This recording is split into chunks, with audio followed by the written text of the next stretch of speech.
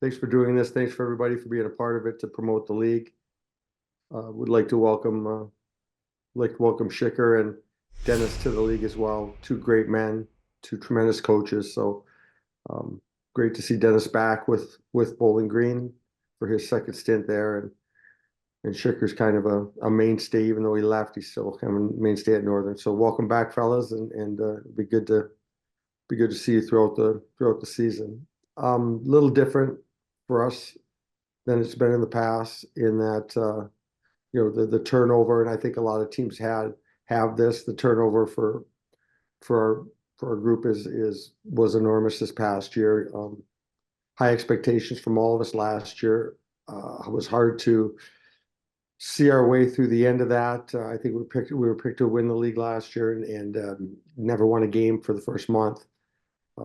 Ultimately, in the end, we were able to reach what at least our internal expectations were, and had success down the stretch, and we were able to have success. And with that, a lot of players moved on.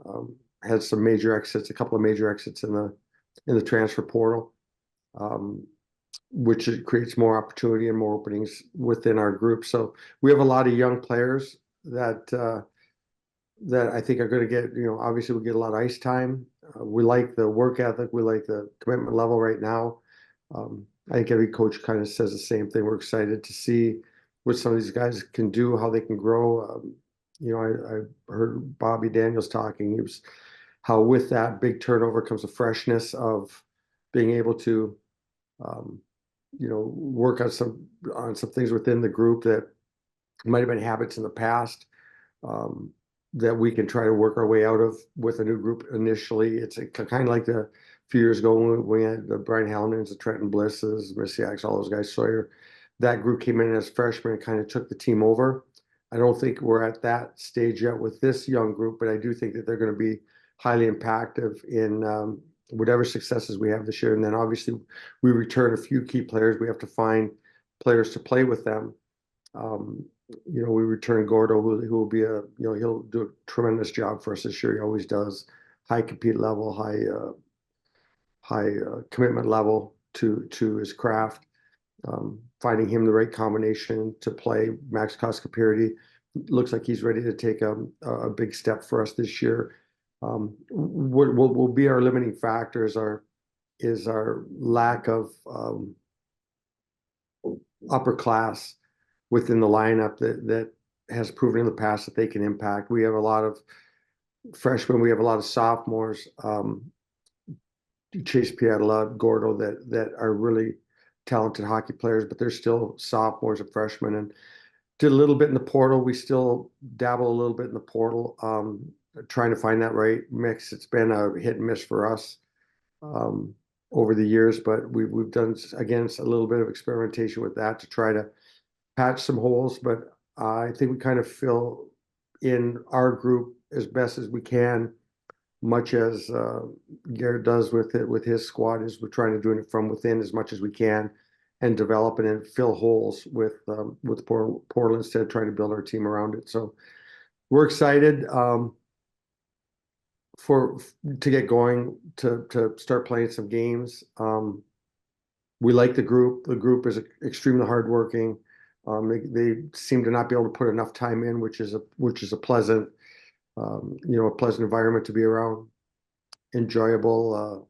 I think the culture around the locker room is really enjoyable, and we all like coming to the rink every day. And that's the start of how we can put things together. But for us, it's always a work in progress. This time of year, I guess I might be a little different than others because I have to, until we get on the ice and get in the corners and see what happens. It's hard for me to tell where we need to go completely, and once we do that, then we start putting it together, getting things figured out a little bit more, and being able to work more with individuals and less with just the entire group. Thanks, Coach. Starting things off is Dave Ellis. Hi, Coach. Dave Ellis from TV6 and Fox UP in Marquette. Hi, Dave.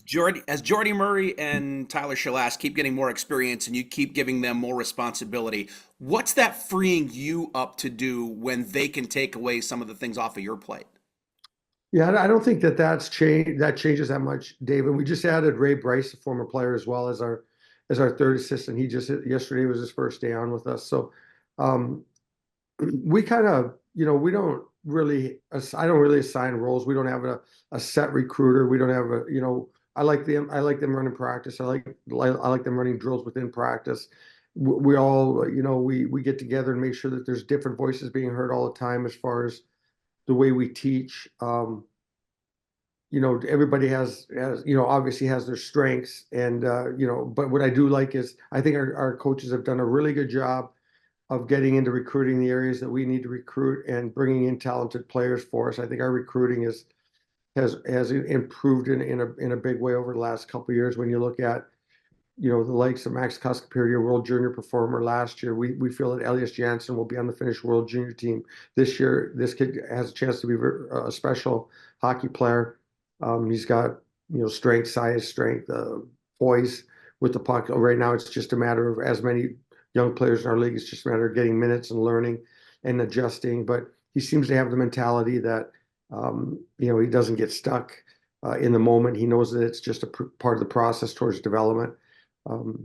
So to answer your question, it doesn't change. We just kind of keep doing what we do, and we get together and we kind of do things as a group. So it's not like I'm pawning things off to them or freeing up time to do anything extra. We kind of do everything collectively as it is.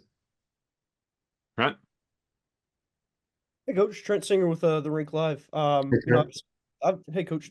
Obviously, the big question here is, having to replace a guy like Blake Pietila, and I'm curious as a coaching staff how you guys are going about that.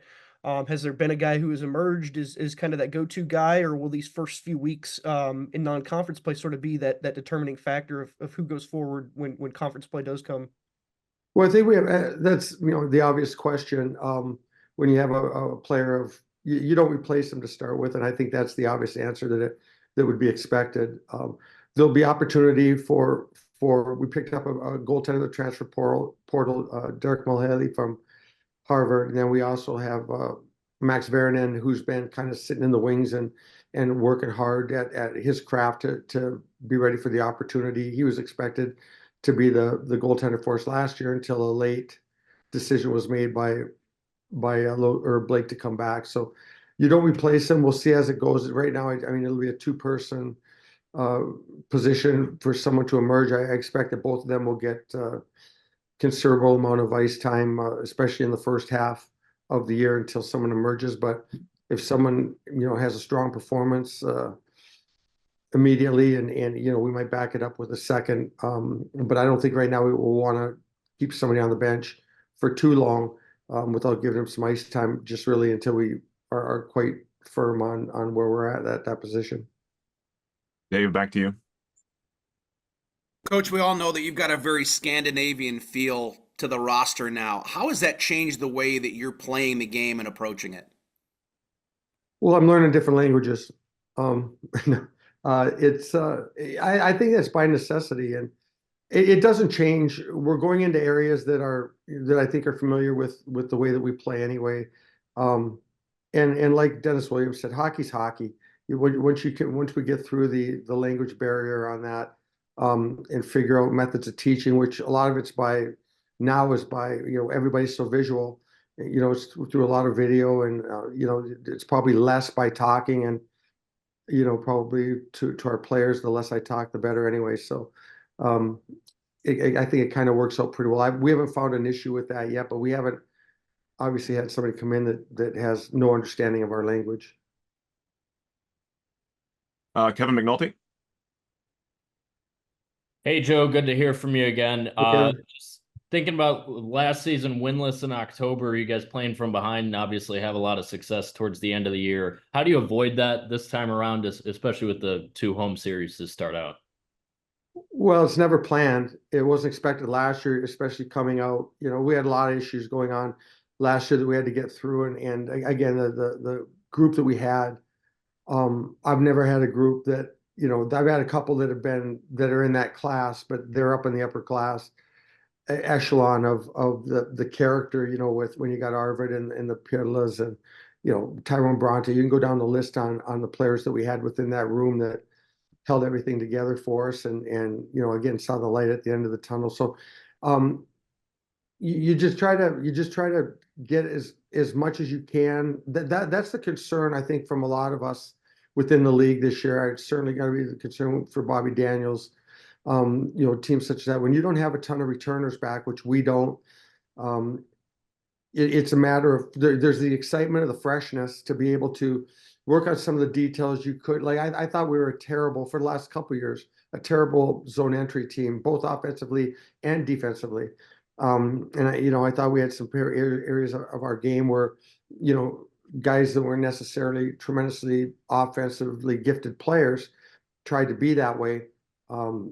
So we have the opportunity to really try to get the point across of how offense is created so that they can consistently, such as when we had, Blisser in here in that group, Tommy Peratino, when we had that group that kind of took over the team as a freshman and ended up being so strong as juniors and seniors. They can buy in, but not only that, they can sell it. They have some years here to develop, and they're not at the point where they're trying to make their career in 1 year and trying to cheat the game. And I think that's part of what went into last year, is that, a lot of players trying to play for contracts and things like that the game kind of got away from them early. And then it gets to the point where it's, you just, you hit kind of a bottom, and then you grow from there. And then there's a receptiveness of, okay, how can I be effective? How can I be good? I want to be good. And when you get a new group, a young, fresh group like we have now, they're coming in with that. Right now, we're at that stage where everybody's excited. Everybody's putting in all the extra time. And then it'll come to the point where we have to start putting a lineup together where we'll have to, the locker room, and we don't have a ton of veterans back, and they have to hold that locker room together and let them know it's a process of development, and putting the time in all aspects, on the ice, off the ice, in the classroom, so that nothing gets away from you. So you completely have the ability to devote your attention to what you're trying to accomplish. So, I listened to Luke talk. He was great. You got guys talking about trust, and you got people saying all the right words, and those are all the right words, that there has to be that innate culture within your group, that you're not working against each other, that you're working with each other to try to reach an accomplishment. So we'll do what we can to get out the gate as early as we can. But that's why I'm excited about, like, an Elias Jansen, that he seems to have that pro mentality, like a Rentke and Les Brown, guys we've had in the past, that, Matty Roy, that they're not in the moment. So I think if he doesn't get out of the gate in a real big way, he'll figure it out by the time it comes around, and he'll continue to grow as the year went on. Last year we had a little bit of where we never, one or two key guys for us never really got out of the gate, and then it was catch up. They weren't able to catch up to the game. Still gave us really good efforts, but it affected part of our team, especially early on. Last question from Trent here. Yeah, Coach. Obviously, one of those returning upperclassmen is your captain, and Jack Works. I'm just curious as to how you've seen him. We've all seen him and come through in big moments for you guys over these last couple of years. But how have you seen him sort of take on that role of being the captain of this team? When obviously, like you said, there's a lot that goes into it when you consider all the youth that's in it. Yeah, he's one of the home runs that we've gotten out of the portal. And I found that out of the, we need to know these guys for the most part. To the best chance you have of success in the portal is knowing the guys.